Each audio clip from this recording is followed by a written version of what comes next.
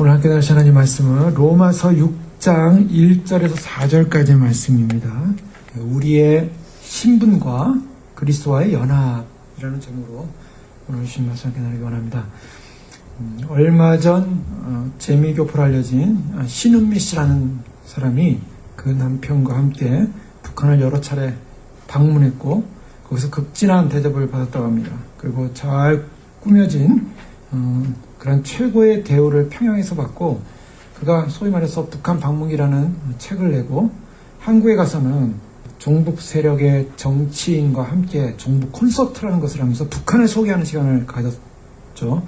그런데 그 내용이 한국의 정서와 또한 탈북한 탈북민의 정서에서는 이해할 수 없는 북한을 찬양했기 때문에 국가보안법 위반으로 재판에 넘겨졌고 결국 강제 출국돼서 LA로 돌아온 사건이 있었습니다. 많은 한국에 있었던 북한을 탈출한 여성들 또 고위 관리 출신들이 군 장교를 포함해서 이 거짓으로 북한을 찬양하는 그 모습을 보면서 너무나 분개했고요. 그래서 그 사람과 함께 공개 토크쇼를 하자라고 요청했는데 결국 받아들이지 않았고 북한만 찬양하다가 이제 돌아왔습니다. 북한을 어렵게 그곳에서 너무나 고통스럽게 살다가 어렵게 탈북한 탈북자들에게 다시 북한으로 돌아가겠느냐라는 질문을 한다면 돌아간다고 하는 사람이 과연 있을까? 그곳이 정말 살기 좋은 나라이기 때문에 다시 돌아가겠습니다라는 사람은 아마도 아무도 없는 것으로 알고 있습니다. 지금 유엔에서도 세계 인권에 유린된 나라 중에 최악의 나라로 지금 북한을 뽑고 있고 북한의 지도자를 고소하는 그런 사태로 지금 가는 이때에 북한을 찬양하고 그곳에 있는 그런 삶을 높이는 그러한 모습들, 미국 시민권자가 북한에 가서 그곳이 고향이다. 그리고 자신이 그 양자로 또 입양한 자녀들이 있다. 그런 얘기까지 하는 것을 보면서 사람들이 북한으로 돌아가라. 이런 얘기를 합니다. 자, 어렵게 죽음을 극복하고 죽음의 세계 속에 나온 사람들이 갖는 그 자유의 기쁨은 영광스러운 것입니다. 그것은 자유 속에 살던 사람들이 느끼는 자유와 정말 공산주의라는 억압된 사회 속에서 있던 사람이 자유를 누린 거는 비교할 수 없는 자유겠죠. 그런 자유를 누린 사람은 다시 억압된 장소로 가라 그러면 누가 갈 수 있겠냐는 것입니다. 갈 수 있겠는가? 사도 바울은 오늘 로마서 6장을 시작하면서 굉장히 중요한 말씀을 전하고 있습니다. 우리가 정말 구원을 제대로 알고 있는가? 구원에 대한 그 구원의 영광스러운 자유를 정말 제대로 알고 있는가? 그 질문을 하고 있는 것입니다. 구원의 영광스러움을 정말 알고 있다면 구원받기 전에 억압과 그러한 고통과 죽음의 장소로 과연 갈 수 있겠느냐는 것입니다. 자, 이것은요 1절의 말씀이면 그런즉 우리가 무슨 말을 하리요? 은혜를 더하게 하려고 죄에 거하겠느냐? 자, 무슨 말이냐면 이미 그 앞부분에서 5장 20절 21절에 지난 시간에 살펴봤던 것처럼 사도 바울은 이런 얘기를 하고 있습니다. 이는 죄가 사망 안에서 왕노릇한 것 같이 은혜도 또한 의로 말미암아 왕노릇하여 우리 주 예수 그리스도로 말미암아 영생에 이르게 하려 함이라. 죄가 사망에서 왕노릇하던 그런 인생이 이제는 은혜가 왕노릇한다라는 이 은혜의 통치체계로 바뀐 인생에 대해서 말하고 있습니다. 그런데 죄가 더한 것에 은혜가 더했다라는 이 표현을 통해서 죄가 너무나 왕성했기 때문에 이 죄에 있었던 인생의 절망성에 있던 사람이 자유와 생명을 얻을 때 그 은혜는 엄청나게 큰 것이다라는 상대적 죄와 은혜의 그 거리, 그 디스턴스, 그 차이가 너무 크기 때문에 은혜의 영광에 선포했던 거죠. 그러니까 죄가 깊고 깊은 만큼 은혜에 대한 감격은 컸다라는 것입니다. 그래서 저희가 예수님을 믿을 때 정말 우리가 은혜 받았다, 은혜에 대한 감격이 넘쳤다라고 할 때는 무엇을 봐야 되냐면 우리의 실존이 어디까지인가, 우리가 어디까지인가를 살펴보는 게 중요하다 그랬습니다. 그래서 사도 바울은요, 로마서 1장부터 3장에 걸치까지 또한 그 이후까지 인간의 죄의 실상에 관한 부분을 자세하게 다루지 않았습니까? 우리는 죄의 실상을 바라볼 때, 우리 자신을 바라볼 때 우리가 그런 형편이 있었던 사람이라는 것을 볼 때 별로 이렇게 반갑지 않습니다. 기쁘지 않습니다. 그러나 그것이 사실이라는 거죠. 인간의 실상은 죄로 말미암아 죽은 존재요. 인간은 정말 하나님 앞에서는 그 죄의 형량을 감당할 수 없는, 인간이 죄의 형량을 감당할 수 없는 정도로 엄청난 정죄받은 존재였다라는 것을 로마서를 통해서 계속 사도 바울은 증언을 하다가 그런 존재가 구원을 받은 것이 그 은혜가 얼마나 큰 것이냐, 상대적 은혜의 감격에 대해서 얘기했던 것이죠. 그렇기 때문에 그 은혜의 감격을 경험한 사람들이 이렇게 쉽게 단순한 질문을 던질 수 있다는 것입니다. 죄를 많이 지은 사람일수록 은혜에 대한 감격이 큰 것처럼, 그러면 우리가 더 은혜를 더 누리기 위해서 죄를 더 짓자, 이게 가능한 얘기냐는 것이죠. 우리가 은혜를 더 많이 받기 위해서 죄를 더 깊이 짓자, 죄 속으로 더 가자, 이것은 말도 안 되는 얘기다라고 선언하는 것입니다. 왜 말도 안 되는 얘기냐? 구원이라는 것, 은혜라는 것에 대한 이해가 바로 된다면 죄에 대한 이해를 분명히 할 수 있다는 것입니다. 즉, 구원이라는 것이 설명하기가 참 어려운 게 뭐냐면, 이 구원의 문제 속에서 이 인간이 본질적으로 구원을 위한 어떤 노력을 통해서 구원을 얻어낸 것이 아니라, 구원은 하나님께서 이루신 전적인 은혜 사건이었기 때문입니다. 즉, 이것을 우리는 선물이라고 얘기합니다.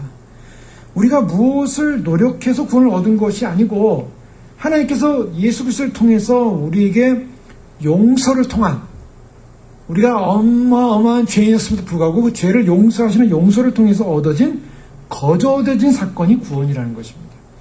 거저 얻어진 사건이 구원이기 때문에 거저 얻어진 것 때문에 그것이 어렵다는 거예요. 구원을 이해하는 데 있어서 사람들이 나의 노력 없이 거저 얻어진 사건인데, 이 사건이 거저 얻어졌기 때문에 내가 열심을 내서 무엇을 한들 그것이 무슨 의미가 있겠느냐. 그냥 내가 열심히 하지 않아도 하나님께서 우리를 구원하는 구원이 하나님의 은혜로 구원되는 거기 때문에 열심히 안 해도 된다 이거죠. 그래서 열심을 내는 사람과 열심히 내지 않는 사람이 별로 차이가 없다는 게 결론적으로. 그러니까 우리가 죄를 지은 자나 죄를 많이 지은 자나 죄를 적게 지은 자나 하나님이 다 용서하시는 하나님의 은혜 아니냐.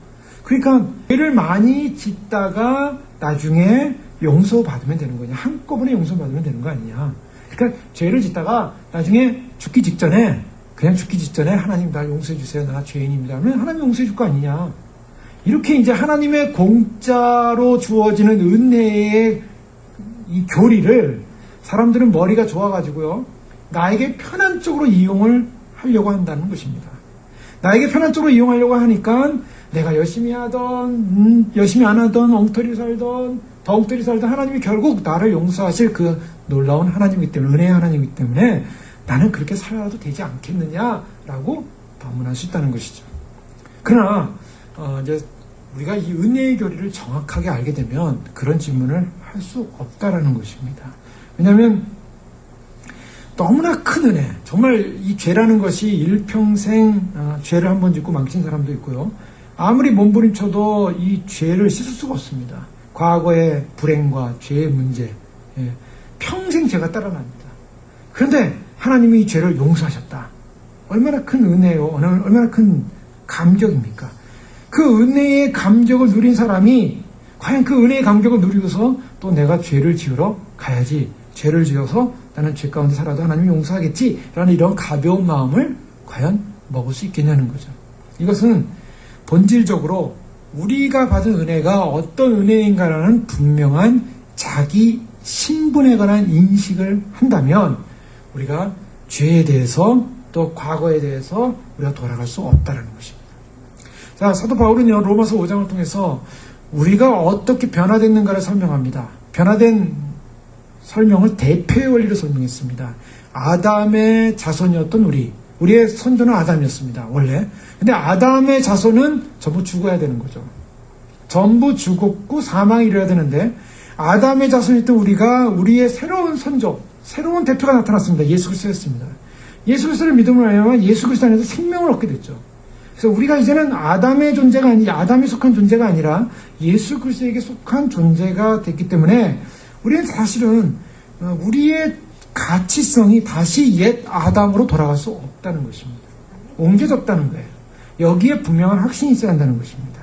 고린도서 1장 13절의 말씀에 보면 그가 우리를 흑암의 권세에서 건져내사 그의 사랑의 아들의 나라로 옮기셨다. 우리를 건져내사 옮기셨다라고 말하고 있습니다.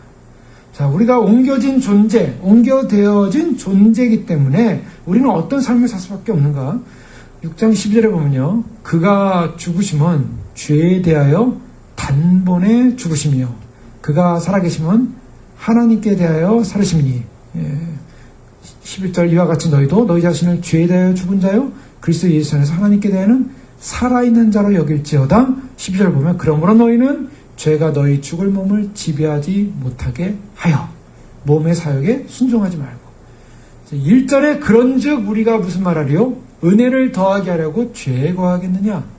은혜를 더하게 하려고 죄에 거하겠느냐? 그럴 수 없다는 거죠. 2절에 그럴 수 없느니라. 질문에 대한 대답은 분명합니다. 그럴 수 없다. 12절 말씀에도 그러므로 너희는 죄가 너희 죽을 몸을 지배하지 못하게 하라. 우리의 존재가 죄가 우리를 지배하는 존재로서의 삶으로 우리가 부름받지 않았다는 것입니다. 우리는 죄가 우리를 지배할 수 없다. 이 죄가 지배될 수 없는 존재. 자, 왜 그런가? 예수 그리스도가 행하신 일이 무엇인가? 우리가 예수님께 속했다는 일이 무엇인가? 자, 예전에는요, 아담에게 속했다는 것은 이렇게 쉽게 얘기해 볼 수가 있습니다. 그것은 사단에게 속했다. 이렇게 표현할 수 있어요. 사단의 종이었어요. 사단의 종이었는데요. 이 사단이 말을 하면 지켜야 되고, 사단 말을 하면 그대로 따라하면 종이었습니다. 그런데 예수님이 오셔서 이 사단을 꼼짝 못하게 만들어놨어요. 사단을요, 교실로 말하면 저쪽 교실 끝에다가 양동이를 들고, 이제는 너 꼼짝 마. 꼼짝 마? 양동이 들고 서 있어. 거기서 움직이면 가만히 놔둘 거야. 그러니까 이 사단이요, 옛날에는 자기 막 교실 안을 활개달치면서 자기가 막 주먹을 가지고, 힘센 주먹을 가지고 아이들을 때리기도 하고 통제하고, 내 말 안 들으면 너 안 돼. 그리고 너 돈 내놔. 돈도 갈취하고, 이렇게 뭐 나쁜 짓을 하던 사단이 이제는 저쪽에 가서 예수 그리스도 때문에 양동이 들고 벌을 쓰고 있는 거죠. 양동이 들고 벌을 쓰고 있는데, 얘가 사단은 사단이에요. 벌을 쓰고 있는데 그 안에 있는 선한 학생들을 향해서 놀라봐! 소리를 지르는 거예요. 근데 그동안 사단에게 당했던 학생들이 사단한테 말을 안 들으면은 두들겨 맞기도 하고 혼나고 뭐 이런 거 겁이 나지 않겠습니까? 사단이 양동이 들고 놀라봐! 그러니까 어떻게 합니까? 사단 앞에 가는 거예요. 그래서 너 점심 내놔! 그러면 점심 가져온 거를 열어가지고 제가 어떻게 해줘야 됩니까? 먹여야지! 그러면 사단한테 점심을 이렇게 먹여주는 거예요. 떠서 먹여주는 거예요. 왜 그렇습니까? 겁이 나니까. 이 사단한테 옛날에 속박당했던 그 겁이 늘 남아있기 때문에 사단이 겁을 확 주니까 그냥 그 사단이 하라는 대로 하는 거예요. 자, 그런데 이 사단은 지금 어떤 상황입니까? 양동이 들고 꼼짝 말고 있는 사단인 거예요. 아무것도 할 수 없어요, 사실은요. 근데 사단이 겁을 주니까 옛날에 눌렸던 사단으로부터 가졌던 어떤 종의 신분에 대한 속성, 그 트라우마가 남아있어요. 그래가지고 사단이 뭘 하면 자꾸 이렇게 순종할 수밖에 없는 그런 연약함을 발견해요. 그냥 본질적으로는 예수 그리스도가 그 사단을 딱 장악해가지고 더 이상 꼼짝 마라. 예수님께서 사단을 장악했다는 것은 사단이 움직이지 못하게끔 만들어놨다라는 그런 개념을 갖습니다. 원어적으로. 그 사단은 우리를 하면 어떻게 공격할 수 없고 어떻게 저항할 수 없는 존재예요. 우리는 사단에 속한 존재가 아니라 예수 그리스도께 속한 존재가 됐다는 것입니다. 그것이 은혜의 왕노릇 안에 속했다는 거예요. 예전에는 죄의 왕노릇에 속했던 존재라서 죄가 하라는 대로 했어요. 죄와 사망이 하라는 대로만 했습니다. 그래서 죄의 결과로 죽어야만 했어요. 근데 이제는 예수 그리스도가 십자가 사건을 통해서 우리에게 은혜로서 왔고, 그 은혜로서 우리를 구원했기 때문에 그 은혜의 구원은요, 사단을 결박시키고 사단을 꼼짝마 시킬 수 있는 그런 강력한 파워라는 것입니다. 그 은혜는요. 그 은혜가 엄청난 파워예요. 은혜가 우리를 죽은 자를 살릴 수 있는 파워. 은혜가 파워가 없다면 우리가 살아날 수가 없습니다. 그 은혜는 그래서 엄청난 은혜예요. 자, 우리의 신분이 어떤 신분인가? 우리는 최종적으로요, 결국은 우리는 5장 1절 2절에서 확인했던 바가 있습니다. 그것은 뭐냐면, 그러므로 우리가 믿음으로 의롭다 하심을 받았으니 우리가 주 예수 그리스도로 말미암아 하나님과 화평을 누리자.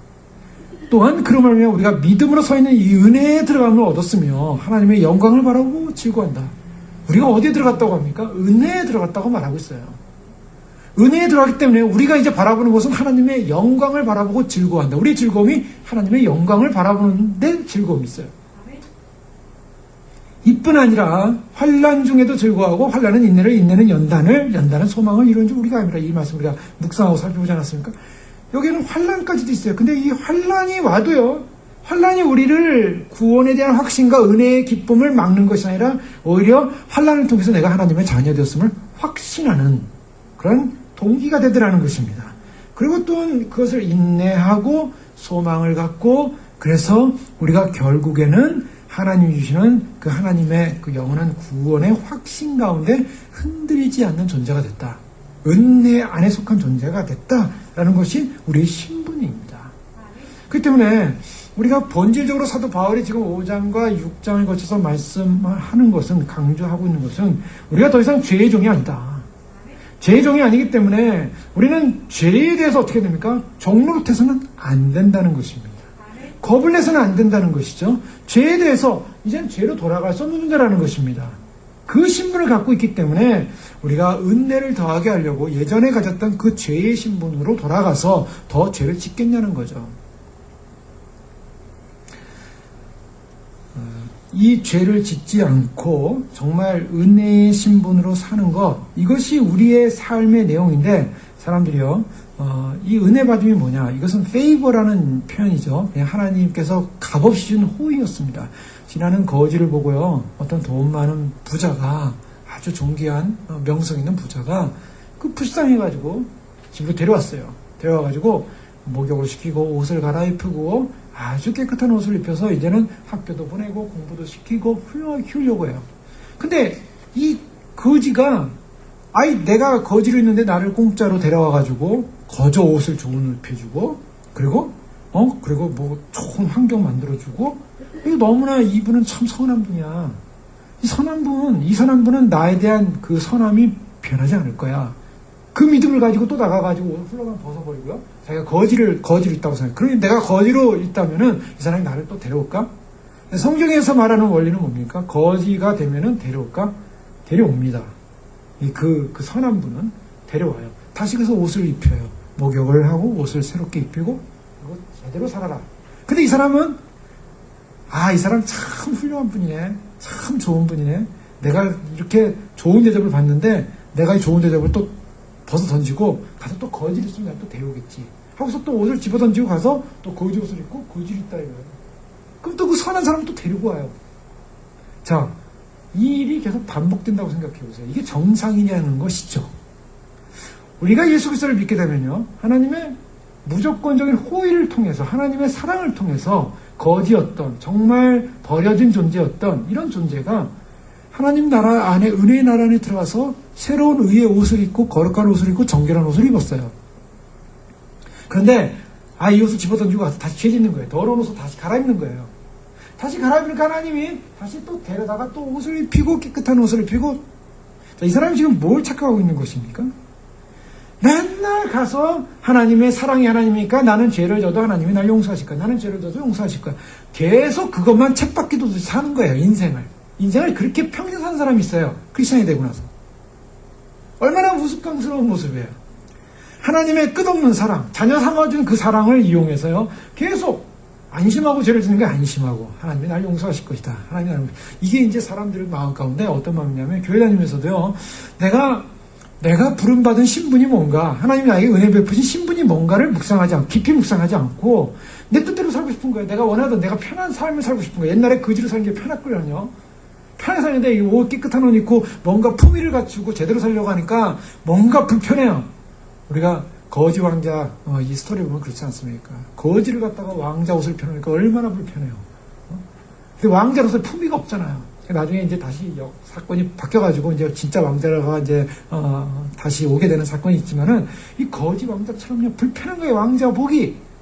그래가지고 가서 마음대로 사는 거예요. 마음대로 죄를 짓는 삶. 그 삶이 즐거운 거예요. 그래서 아무리 좋은 옷을 입히고 좋은 음식을 먹이고 좋은 환경 속에서 살라고 하고 훌륭한 사람이 되라고 하는데도 그렇게 못해요. 이 사람이요, 좋은 옷을 입었으면 좋은 옷을 입고 훌륭한 교육적 환경에서 교육을 받으면서, 그리고 지식을 함유하면서, 인격을 함유하면서, 그리고 그러한 품위에 맞는 삶을 살면서 그 주인이 자기를 거둬준 그런 거둬준 감격 속에 제대로 산다면 얼마나 아름다워요. 그 삶을 하나도 누리지 않는 거예요.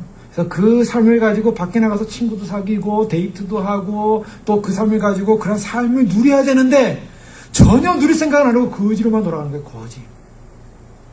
주님께서 우리로 하여금 은혜의 통치 안으로 불러모으셨다는 거예요.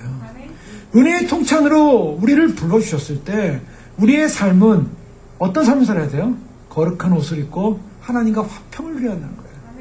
하나님과 교제하는 겁니다.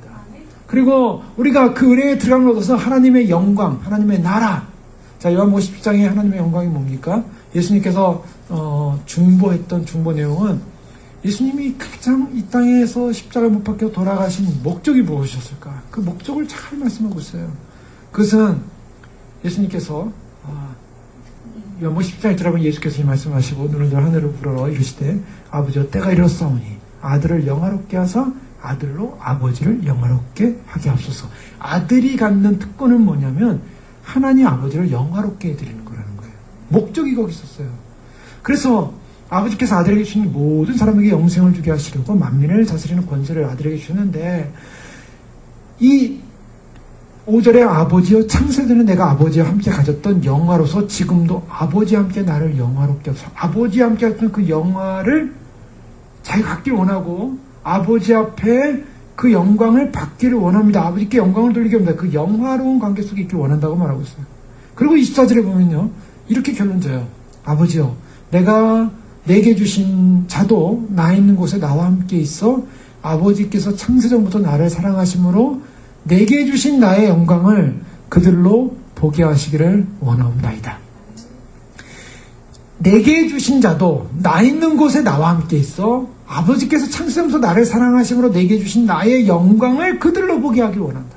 예수님은 제자들과 함께 이제 만찬하시고 그 전에 이제 하나님 앞에 기도하는 기도 내용 가운데 정말 아버지와 함께 누렸던 그 영광을 나에게 주신 그 사람들, 자녀들, 예수님이 십자가를 통해서 구원할 그 백성들이 나와 함께 있어 그 영광 보기 원합니다. 오늘 로마서에서도 사도 바울은 은혜 안에 있는 사람은 하나님의 영광을 바라고 즐거워한다.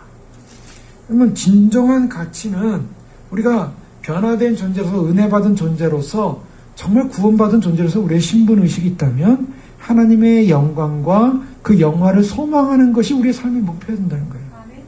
삶의 목표고 그 영광을 소망하는 그 가치에서 우리는 즐거워야 됩니다. 기뻐야 됩니다. 누구보다도 하나님이 기뻐야 돼요. 누구보다도 하나님을 즐거워야 돼요. 누구보다도 예수 그리스도를 기뻐하고 예수님과 함께 있음을 감사하고 기뻐하고 즐거워하고.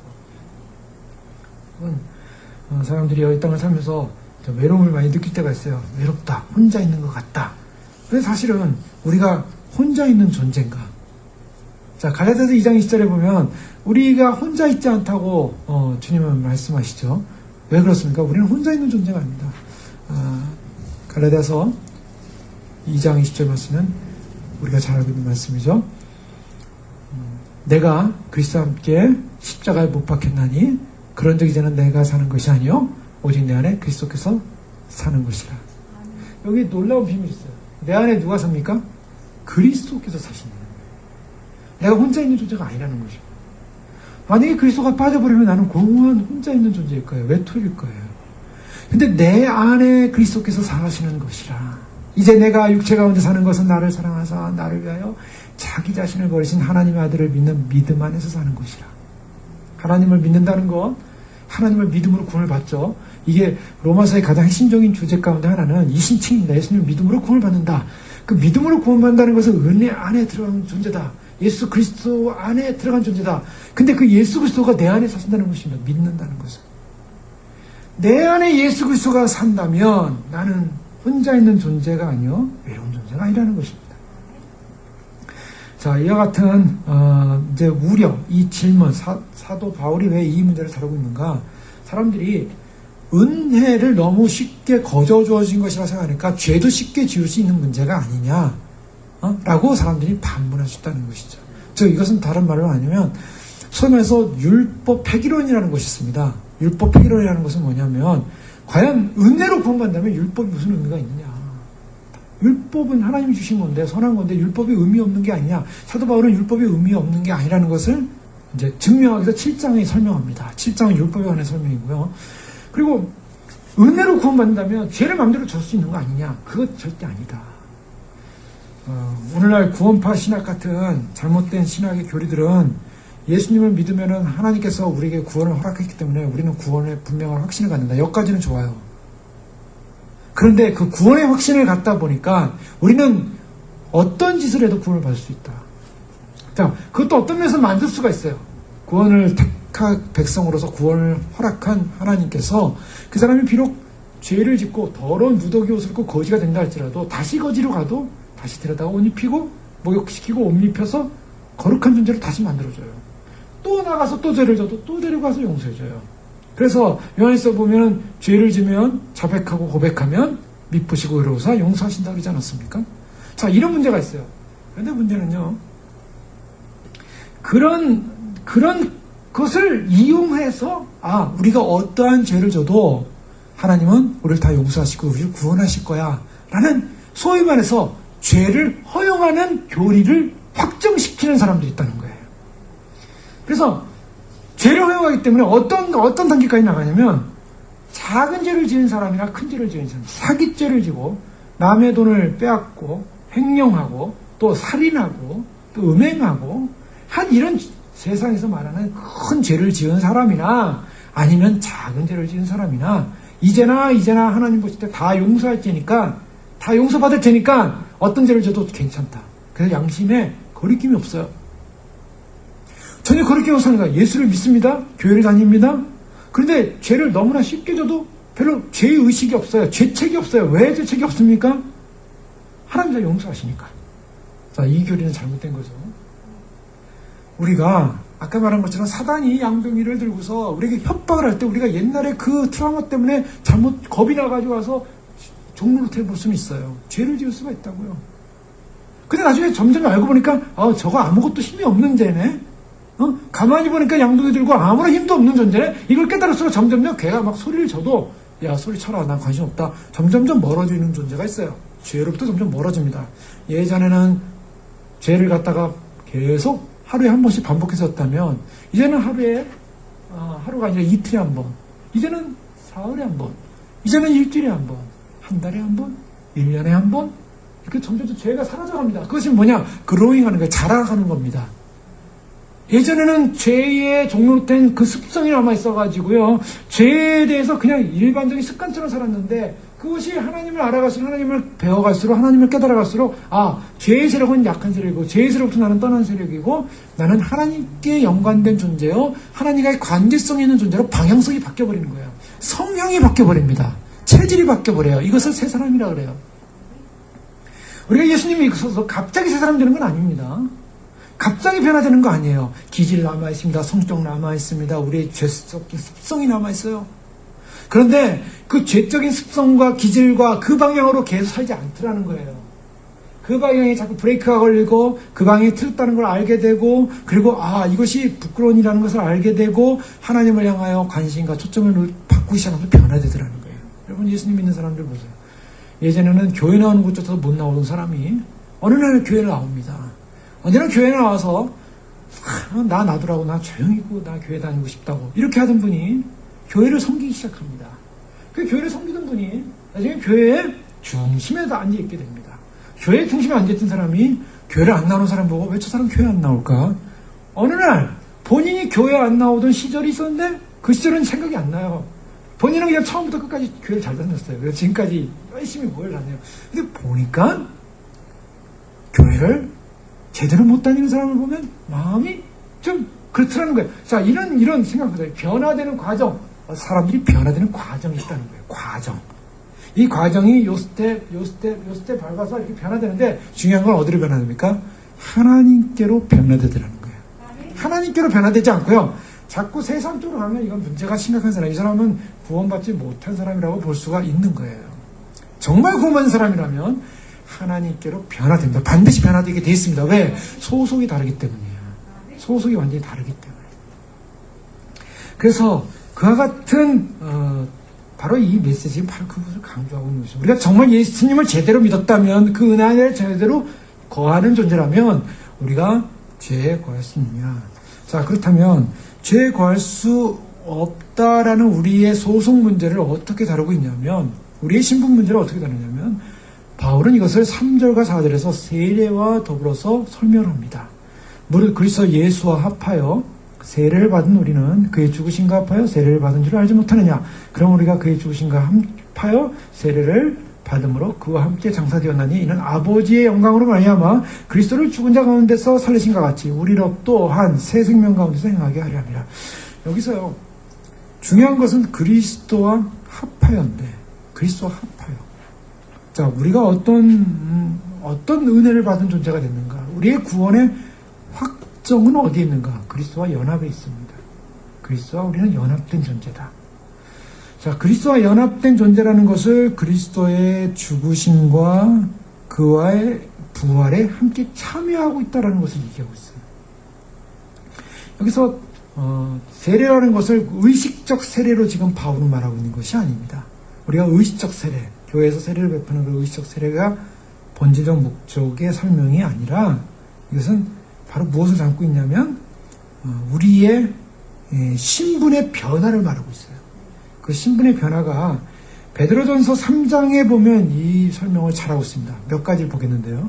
베드로는 3장 20절에서 21절의 말씀을 보면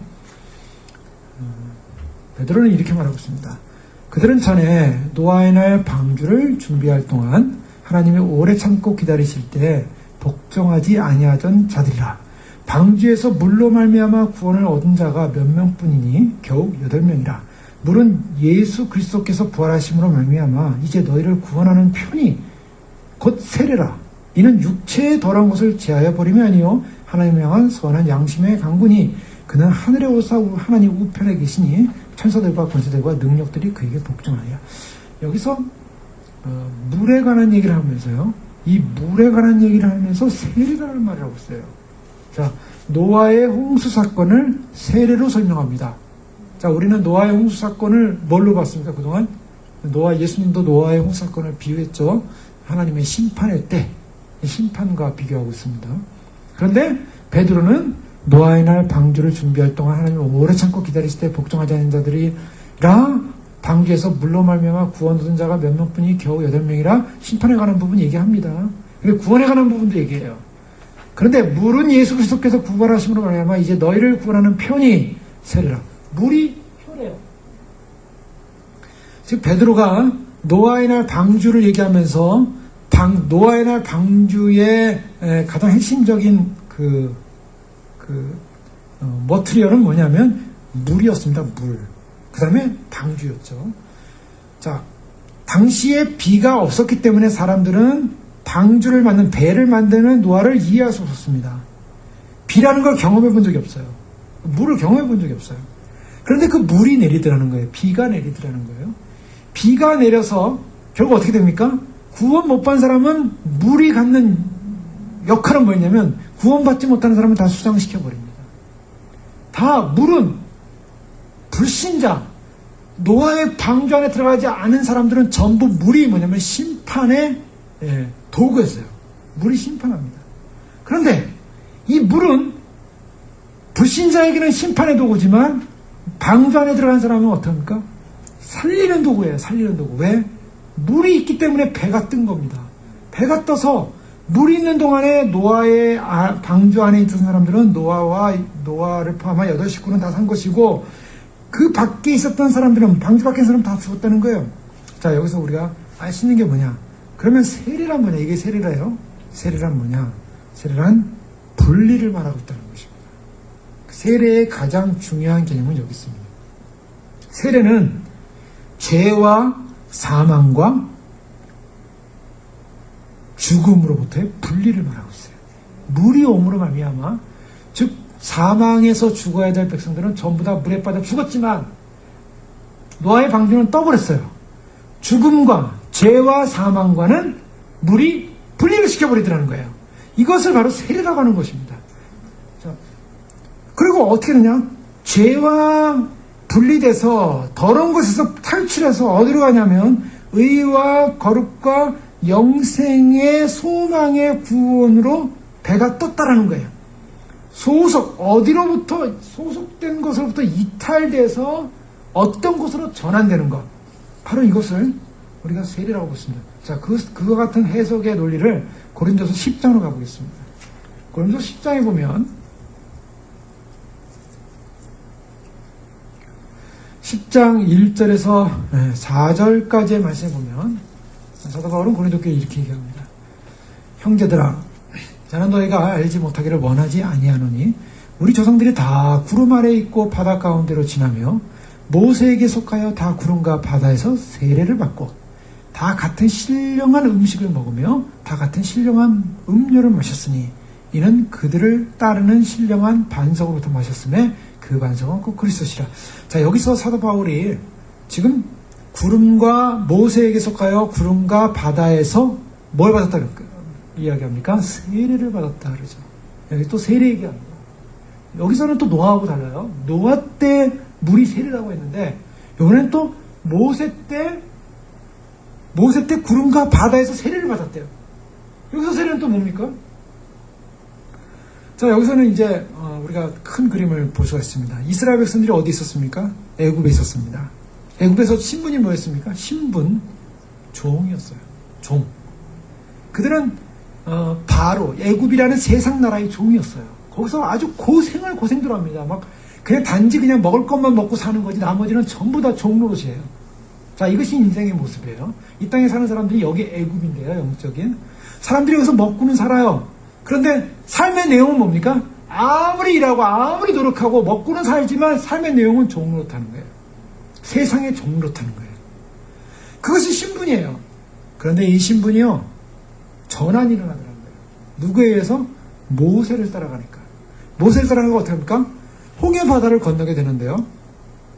홍해 바다를 건넌다는 것은 개념으로 사실은 홍해 바다에 죽은 자들은 그냥 바로의 군대들이었어요. 그런데 이 이스라엘 백성도 홍해 바다를 하나님께서 길을 내셔서 통과해요. 살아서 통과를 합니다. 그런데 중요한 것은 이것을 어떤 개념으로 보냐면 애굽의 종되었던 이스라엘이 홍해를 건널 때 종의 신분이 끊어지더라는 거예요.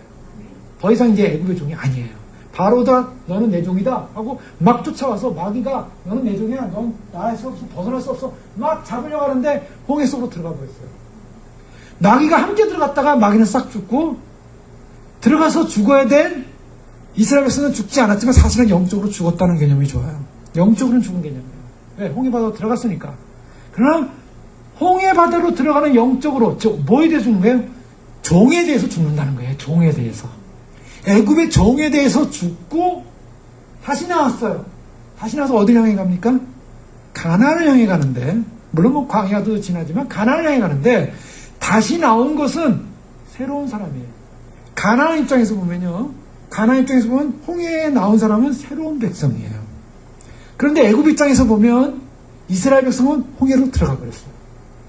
홍해로 들어가는 순간 더 이상 종의 신분을 끝내버리고 이제 새로운 백성으로 가나안을 출발하더라는 거예요. 바로 이 사건.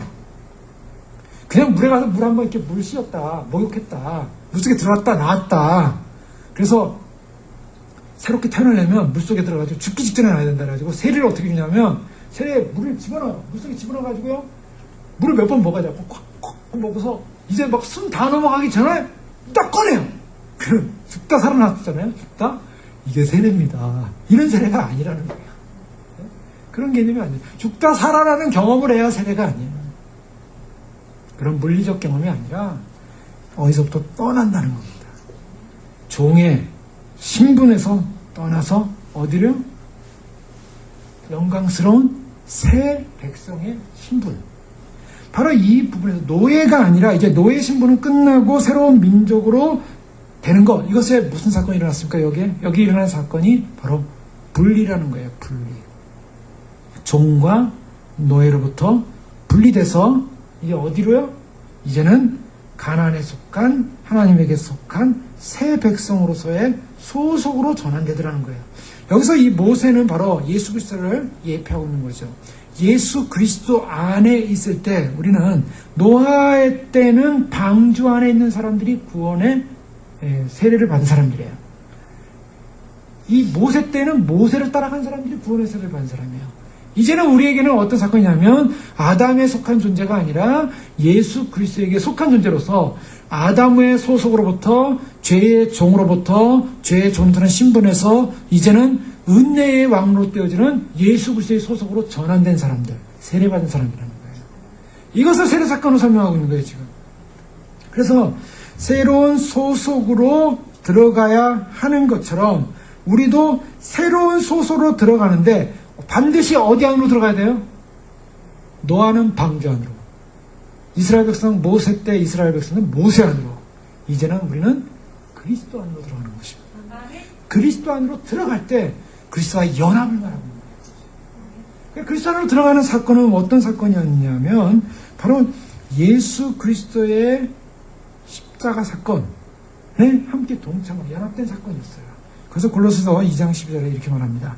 너희가 세례로 그리스도와 함께 장사한 바 되고 그리스도와 함께 장사됐다. 죽은 자들 가운데서 그를 일으키신 하나님의 역사를 믿음으로 말미암아 그래서 함께 일으키심을 받았다. 여기서 신분의 전환이 일어났어요. 어떤 신분의 전환이 일어났습니까? 우리가요 예수 그리스도를 믿었다라는 믿음이라는 그 내용 속에는 뭐가 담겨져 있냐면 예수님께서 2000년 전에 십자가에 돌아가실 때 우리도 그 자리에 있었다는 거예요. 그 십자가에 예수님만 혼자 달려있는 게 아니라 우리도 함께 달렸다는 거예요. 그리고 우리가 함께 달렸는데 여기서 한 가지 알아야 되는 것은 죽는 사건은 누가 죽었냐? 우리도 함께 달렸지만 죽음은 예수님이 죽으셨다는 거예요. 자, 이것은 약간 좀 유치적인 해석이 될 수도 있지만 사실입니다. 왜? 우리가 그리스도와 함께 십자가에 못 박혔다고 얘기하고 있어요.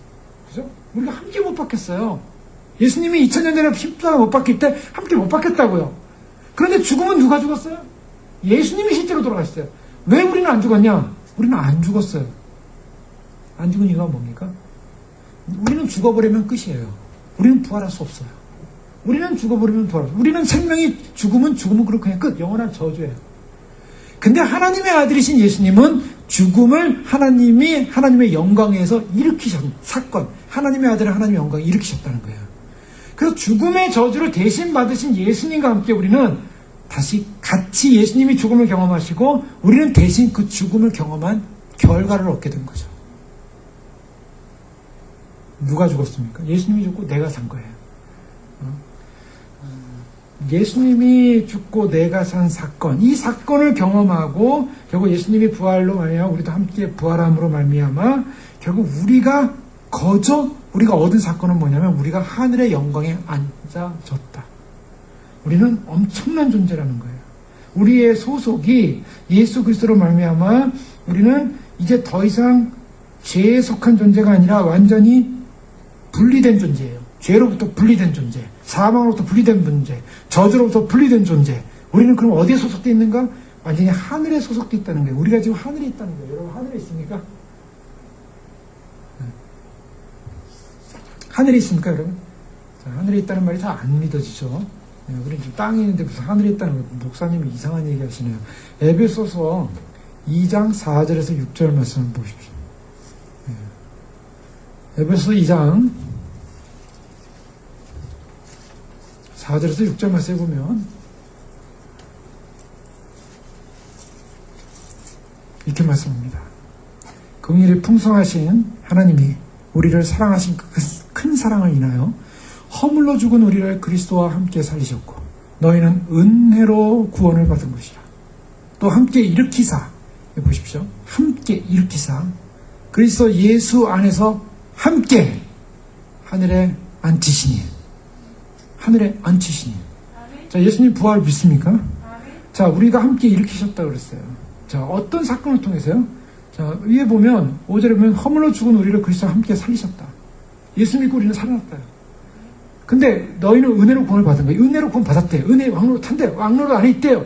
근데 함께 일으키시고 그 다음에 어떻게 한다고요? 그리스도 예수 안에서 함께 하늘에 앉히시니.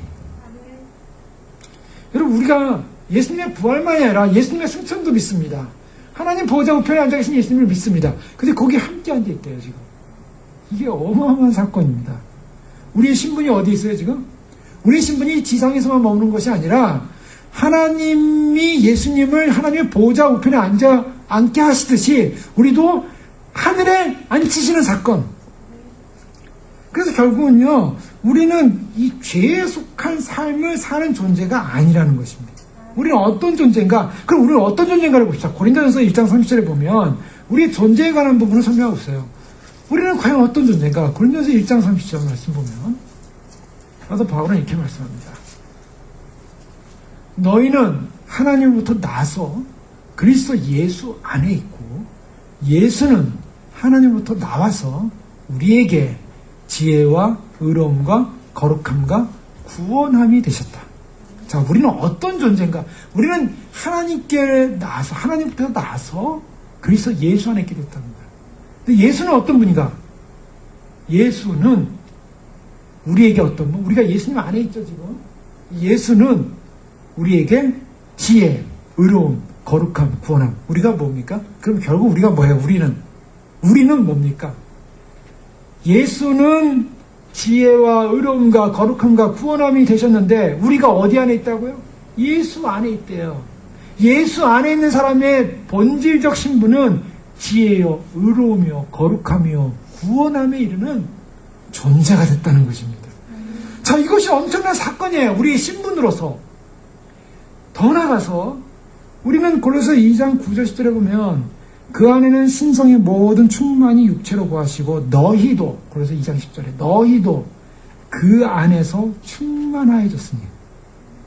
여러분 보십시오. 2장 9절에 그 안에 예수 그리스도입니다. 예수님 안에는 신성의 모든 충만이 육체로 거하신답니다. 그 안에는 예수님의 신성이 거하고 있어요. 육체. 예수님은요, 지금 육체가 있습니까? 없습니까? 육체 있으세요. 예수님은 이 땅에 오셨을 때 육체를 입고 오셨죠? 그 육체가 그대로 어떻게 했어요? 그대로 부활하셔? 그대로 올라가셨어요. 예수님은 천국에서요, 육체를 갖고 있다. 근데 그건 신령한 부활된 육체죠. 근데 육체가 있어요. 우리도 그 육체의 모습을 가질 거예요. 아직 이 육체는 썩을 육체예요. 그래서 이것이 그 부활된 육체로 변화되게 해서 주님 오시는 마지막 날 변형이 일어난다고 얘기하고 있어요. 이 육체가 바뀌어요. 그래서 육체가 맞아요. 그래서 우리의 온전한 구원은 영혼만의 구원이 아니에요. 영만이 구원받는 게 아니에요. 우리의 어떤 혼, 어떤 마음, 영적인 구원만이 아니라 실제로 우리의 육체, 바디가 구원을 받는다고요. 이 바디가 그래서 구원받는데 이 육체, 이 바디로는 아니에요. 변형이 일어나요. 하늘나라에 맞는 변형. 그러니까 우주선 타고 저 우주 밖에 나가는 우주인들 보면 어떤 옷을 입습니까? 우리랑 똑같은 옷 안 입잖아요. 나사에서 입는 옷을 보면 뭐 은색, 실버색 무슨 번쩍번쩍하는 거 있잖아요. 여긴 뭐 유리가 돼 있고. 그거 왜 입습니까? 그게 멋있으라고 그렇게 입어요? 나 외계인 같지 않냐? 이렇게 폼 잡고 다니려고 입는 거 아니잖아요. 그거 왜 입어요? 이 바깥에서 오는 우주 레이가 있어요. 우주선, 우주 레이. 이 우주 레이는 여러 가지 우리에게 나쁜 뉴클리어 레이 같은 것이 있고요. 울트라 레이 같은 것이 많잖아요. 그 태양으로부터 오는 거. 그걸 그대로 쓰면 사람이 병에 걸려 죽어버리기 때문에, 그거를 프로텍트하는 옷 아니겠습니까? 자, 그런 것처럼요. 우리가 천국에 가면요. 이 육체로는 천국을 감당할 수가 없습니다. 하나님의 빛을 감당할 수가 없어요. 그래서 사도 바울이 다메섹 도상을 가다가 예수님을 만났을 때 예수님의 거룩한 빛을 딱 보는 순간 그냥 그 자리에서 엎드렸잖아요. 볼 수도 없었어요. 눈이 그냥 멀어버렸어요. 우리가 이 몸으로 천국 딱 가면요. 그대로 우주선 타고 성경에 딱 갖다 놓으면 우리는 이 눈이 확 멀어버리고요. 이 몸이 어떻게 변할지 몰라요. 하나님의 레이는 달라요. 그 나라에 가서 하나님의 레이를 맞으면서 빛을 보면서 하나님 안에서 우리가 살려면 우리가 변형돼야 됩니다. 변형되기 위해서 우리는 어떤 옷을 입습니까? 의의 예복을 입어야 돼요. 예수 그리스도를 통한 의의 예복을 입으시고 우리가 하나님이 만들어 놓으신 새로운 변형된 모습을 가는데요. 자, 그 안에는 신성의 모든 충만이 육체로 거하시고 예수님의 육체로 어떤 것이 거하냐? 하나님의 신성, 거룩한 하나님의 신적 성품이 거하시는데 너희도 그 안에서 충만해졌다. 자, 이것이 우리라는 것입니다. 자, 이것을 아느냐라는 질문이에요. 이것을 아느냐. 그러니까 이것을 전제로 해서 다시 6장으로 갑니다. 로마서. 그런즉 우리가 무슨 말하리요? 은혜를 더하게 하려고 죄에 거하겠느냐? 어떻습니까? 이런 영광스러운 신분으로 변화된 우리가 그런 은혜를 더하게 하려고 죄로 다시 갈 수 있겠냐는 거예요. 이거는 격이 안 맞아요, 지금. 그렇잖아요? 그 죄로부터 분리돼서, 죄와 사망으로부터 분리돼서, 저주와 죽음으로부터 분리돼서, 애굽으로부터 분리돼서, 완전히 분리돼서 새로운 가치관의 거룩함과 의로움과 구원함과 하나님의 신성의 거룩함 속에 예수 그리스도의 신성의 거룩함으로 변화된 우리가, 그 충만을 갖고 있는 우리가 하나님께서 우리를 하나님 보좌 우편에 앉히셨다는 이 놀라운 영적 선언, 이런 거룩한 신분을 가진 우리가 죄로 갈 수 있겠냐는 거예요. 말도 안 되는 얘기다. 2절에 그럴 수 없느니라. 죄에 대하여 죽은 우리가 어찌 그 가운데 더 살리요. 그렇기 때문에 예수 믿으면 주님께서 죄를 다 용서하시기 때문에 죄를 지어도 주님이 용서하신다. 그러니까 죄를 지어도 걱정 없다. 또 그래서 어떤 구원파 신학, 구원파 이단에서는 우리 육체가 짓는 건 우리는 연약하기 때문에 육체가 짓는 건 죄는 괜찮다. 그러니까 아무 죄나 줘도 큰 죄, 작은 죄 다 줘도 됐다. 죄의식 없어도 된다. 주님이 다 용서하시니까. 한꺼번에 다 용서하니까. 그러니까요, 한꺼번에 다 용서하는 거 열심히 살 필요도 없고 열심히 노력할 필요도 없고 그냥 내가 죄의식 없이 살다가 주님 앞에 다 용서받고 가면 된다. 그러니까 죄를 마음대로 짓는 거예요. 이 구원파, 지난번에 세월호 사건 났을 때 그 구원파가 하는 내용들 보세요. 왜 그들이 그런 비리 속에 엄청난 비리, 사생활의 문란함, 이것이 다 드러나잖아요. 근데 왜 그런가? 왜 교주라는 자가 그렇게 사생활이 문란하고 엄청난 재정적 비리와 도덕적 그런 문란함이 다 드러나는데, 그 드러남에도 불구하고 그는 왜 양심의 가치를 못 느끼는가? 왜 자기는 구원받는다고 하는가? 모든 사람이 다 구원받는다고 하는가? 기도도 할 필요도 없어요. 회개할 필요도 없어요. 회개하는 사람은, 죄의식을 가진 사람은 구원받지 못한 사람이라고 얘기하고 있어요. 예수님이 한 번 다 구원했으면 구원하는 거지 뭘 회개를 할 필요가 있냐? 기도를 안 하는 거예요. 거기는 회개라는 기도가 없어요. 그런 엄청난 인본주의로 가는 거죠. 아니요. 죄에 대해서 상관이 없는 존재, 죄를 져도 괜찮은 존재가 아니라 죄와는 상관없는 존재로서 우리의 방향성이 바뀌어야 한다는 것이죠. 죄와 관계를 끊는 것이죠. 더 이상 죄가 우리를 용납하지 못하도록 우리가 죄에 대해서 우리가 관심도 갖지 말아야 될 뿐만 아니라, 물론 따라서 우리가 퍼펙트한 완벽주의자가 되는 건 아닙니다. 그래서 우리가 예수님 믿게 되면 우리가 완벽하게 어떤 죄도 우리가 안 짓는다, 이런 개념은 아니에요. 우리는 완전주의자가 아니라 그 성향으로부터 벗어나서 하나님께로 향한 성향의 존재가 됐다는 것이에요.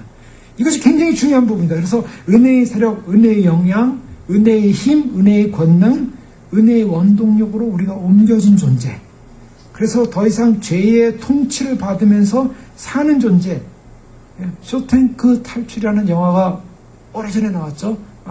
그 유명한 영화니까 보셨을 줄 아는데요. 이게 보면 재밌습니다. 그냥 아무런 죄도 안 지은 사람이 갑자기 그 부인을 살해한 건가요? 은행에 일하는 사람이었는데 부인을 살해한 죄명을 쓰고 무기수가 돼요. 무기징역수가 되죠. 근데 거기 들어와서 그는 죄를 안 졌어요. 그런데 성실하게 일을 하다가 이제 그 신임을 얻어가지고 나중에 탈출하는데, 감옥을 탈출하는데, 거기서 같이 그와 함께 친구가 됐던 이제 흑인 또 이렇게 조연했던 분이 나오죠. 근데 그 재밌는 장면이, 그 사람도 열심히 성실하게 이 친구가 하는 걸 모습에서 자기도 열심히 성실하게 살아가지고 원래 무기징역수인데 감옥에 죽을 때까지 못 나와요. 근데 중간에 이렇게 평가를 받는데 가석방이 돼가지고 이 일을 잘하고 성실한 사람들은 무기징역수지만 중간에 이렇게 내보내주는 그런 특혜가 이제 가끔씩 주어지는데, 몇 번씩 가석방 되려다가 안 돼요. 브레이크가 걸려요. 근데 나중에 진짜 석방이 됩니다. 가석방이 돼요. 이 사람이 나와 재미있던 기억이 나는 게 뭐냐면, 나와가지고 이게 그동안 거의 평생을 감옥에 산 거예요. 평생을 감옥에 살다가 나오니까 슈퍼마켓을 가는데, 그러니까 삶의 바운더리가 딱 있는데 그 바운더리 내에서만 일단 살도록 합니다. 그래서 거기 사는 게 이제 잘 살게 되면, 아무 문제 없이 살면 이제 완전히 자유인이 되는데요. 슈퍼마켓 가서 물건을 어떻게 사야 될지 모르는 거예요. 왜? 감옥에서만 주는 것만 받고 살았으니까. 그리고 슈퍼마켓에서 마켓을 보다가 갑자기 화장실을 가고 싶었어요. 그럼 화장실을 가면 되는데, 자기가 지금 감옥에 있다고 생각하고요, 자기를 감시하는 사람한테 화장실 가도 됩니까? 라고 질문하는 거예요. 화장실 가도 됩니까? 화장실도 마음대로 못 가는 거예요. 어디든지 감옥에 있을 때는 화장실 가려면 화장실 가는데 허락을 받고 화장실 가야 되고. 그게 너무나 익숙한 거예요. 그러니까 이 자유세계가 적응이 안 돼요. 적응이. 감옥이 편해. 감옥으로 가고 싶어요. 감옥으로. 근데 이 사람은 자유인으로 이제 풀려났거든요. 가석방 돼서 조금만 잘하면 이제 완전 자유인이에요. 자유인이에요. 어떤 면에서. 그런데 자유인으로 사는 게 너무 힘들어. 그래가지고 사람들이 적응을 못해가지고요. 자살을 시도합니다. 그래서 자기가 살던 곳에 못을 받고요. 이렇게 목을 매서 죽으려고 하는데 거기 보면요. 자살을 시도해서 죽은 사람들의 이름들이 적혀있어요. 나 여기서 못 살겠다. 이름. 가석방 돼서 나왔는데 도대체 살 수가 없는 거예요. 불행한 사람들이죠. 자유가 뭔지를 모르는 거예요. 자유롭게 사는 걸 모르는 거예요. 왜? 죄의 종로 타서 너무나 죄에 익숙한 사람들은요. 죄인으로 사는 게 편한 거예요. 근데요. 하나님이 주신 엄청난 은혜의 자유가 우리에게도 주었음에도 불구하고 그 엄청난 은혜의 자유를 가지고 정말 하나님 나라와 하나님의 영광과 하나님의 의와 하나님의 생명을 위해서 사는 사람들이 죄의 종로로 타는 거예요. 죄인으로 사는 거예요. 자꾸 죄인으로 사는 게 편하다고 생각하는 거예요. 감옥으로 가려다가 감옥으로 가고 싶다. 이럴 수 있냐는 거예요. 자, 이것이 아니라 우리는 더 이상 죄의 노예가 아니라는 것입니다. 죄의 노예가 아니에요. 예. 신분을 망각하면 안 된다는 거예요. 우리의 신분은 하나님의 자녀인데 느낌은 아직도 노예일 수는 있어요. 느낌은. 그래서 사단이요. 너 아직도 내 종이야. 너 도시락 가자. 너 주머니에 돈 내놔. 막 이렇게 호통칠 수가 있어요. 그러면 어떻게 됩니까? 성경에 뭐라고 얘기했어요? 야고보 4장 10절에 사단을 대적하라. 마귀를 대적하라. 그래야 하면 피하리라. 예, 사단을 대적하라는 거예요. 우리를 죄의 노예로 삼아가지고 우리가 나도 모르게 나는 저의 종로로 타야 될 존재라고 마귀에게 내가 종로로 타야 될 존재라고 생각하는 그런 모든 환경들이 있다면 우리가 대적해야 됩니다. 예수의 이름으로 대적하고 나의 신분은 하나님의 사람이야. 나는 죄의 종로로 살 수 없어. 나는 하나님을 섬길 거야. 하나님을 예배할 거야. 하나님을 높일 거야. 하나님을 증거할 거야. 하나님 나라를 위해 살 거야. 하나님의 인생이야. 그래서 어떻게 살라고요? 오늘 로마서 6장 11절에 그것을 사도 바울이 이렇게 말합니다. 이와 같이 너희도 너희 자신을 죄에 대하여는 죽은 자요 그리스도 예수 안에서 하나님께 대하여 살아있는 사는 자로 여길지어다.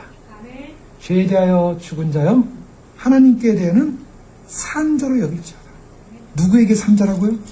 하나님께 대하여. 우리는 어떻게 살아야 됩니까? 죄에 대해서 죽었고 하나님에 대해서 이제 우리의 방향성이 달라졌어요. 하나님을 위해 사는 거고 하나님을 위해 사는 산자로 사는데 그것이 12절 이하 14절 말씀입니다.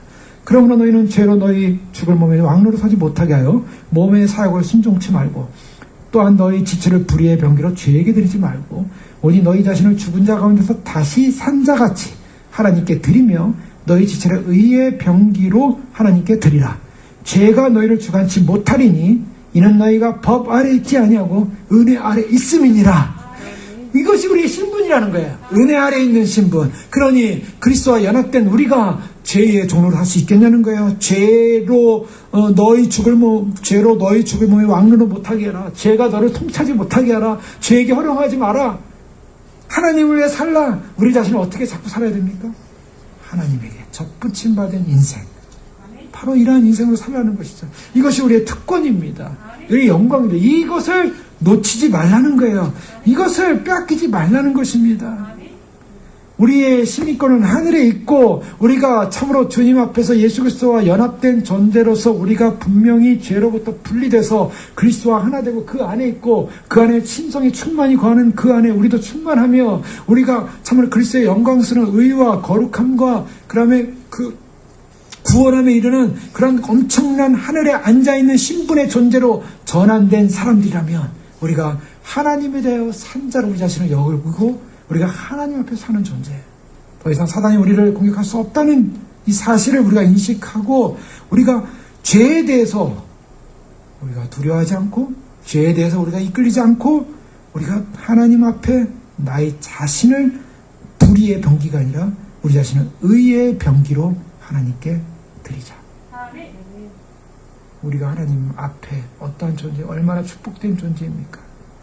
그러므로 이제부터 너희는 외인도 아니오 나그네도 아니오. 에베소 2장 19절입니다.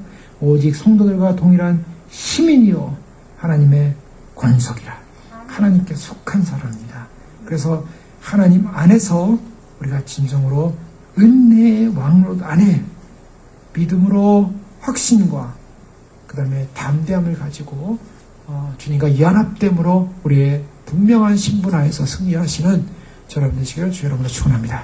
기도하겠습니다. 이 시간 기도할 때 그렇습니다. 우리가 참 주님으로부터 부름받은 이 영광스러운 이 믿음으로 말미암는 이 구원의 은혜, 이 은혜가 너무나 우리의 노력 없이 우리의 공로 없이 하나님에서 이루어진 값없이 주어진 선물이기 때문에 너무나 이것을 해석하기가 사람들이 어려워서 때로는 이것을 오용하고 오해하고 참으로 이 값없이 주어진 것을 가볍게 여기다가 참으로 멸망에 이르는 그런 어리석은 죄 가운데 빠지는 인생들이 아니라 이 은혜의 감격이 얼마나 위대하신 것일까를 우리가 이해하고 참으로 그 은혜 안에 있는 존재로서 결코 빼앗기지 않는 그 은혜의 감격과 소망 속에 삶으로 승리할 수 있도록 저희를 축복하여 주시옵소서. 이렇게 기도하겠습니다.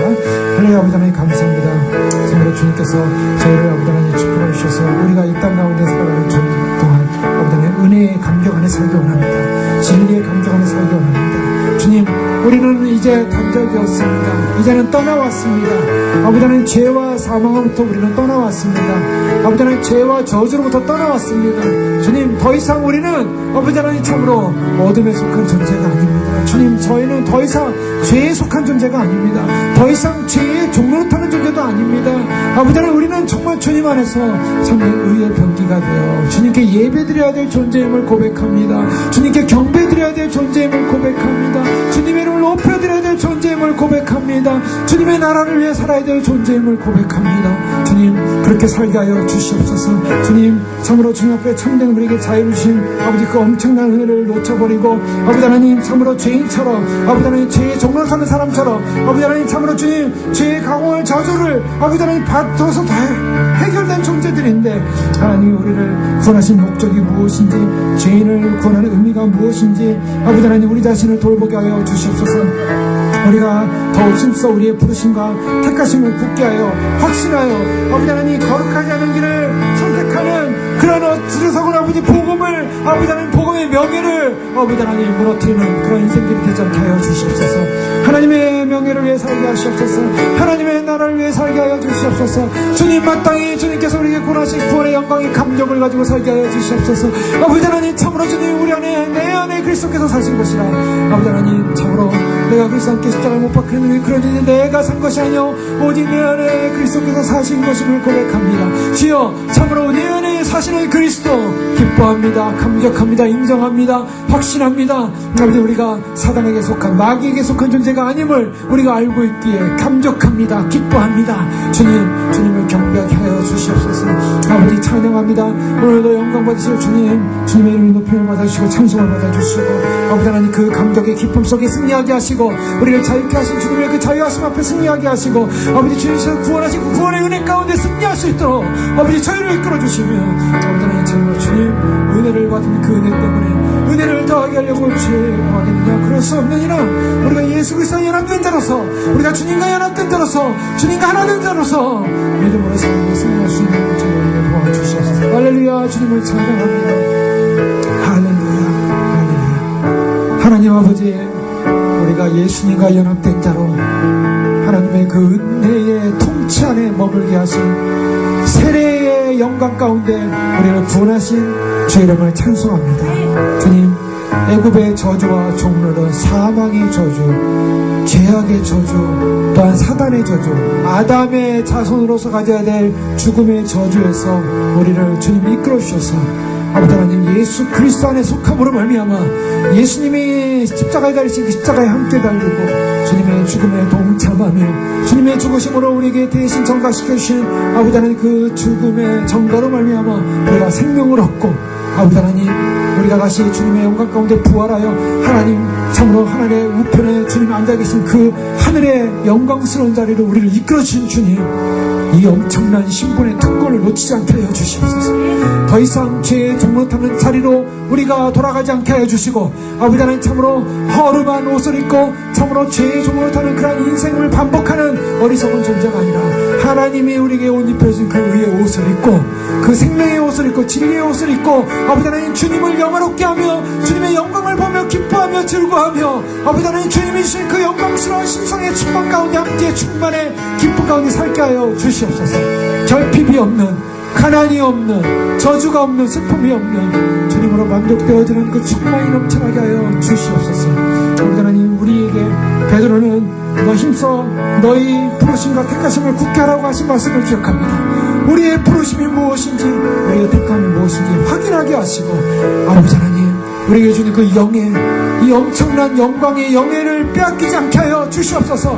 놓치지 않게 하여 주시옵소서. 주님 오시는 그날까지 이 영광의 소망을 가지고 더 이상 우리가 죄의 동물릇이 아닌 우리의 몸을, 우리의 지체를 의의 병기로 주 앞에 드려 주님 오시는 날 주 앞에 그 영광 가운데 기뻐하며 서는 귀한 믿음의 승리자들로 축복하여 주시옵소서. 죄는 떠나가며 사단은 우리를 공격하지 못하며 원수마귀를 대적하며 주님 예수 그리스도 안에서 주님 주시는 그 영광의 생명의 풍성함을 누리는 승리자들로 축복하여 주시옵소서. 예수 그리스도 이름으로 감사하며 기도드립니다.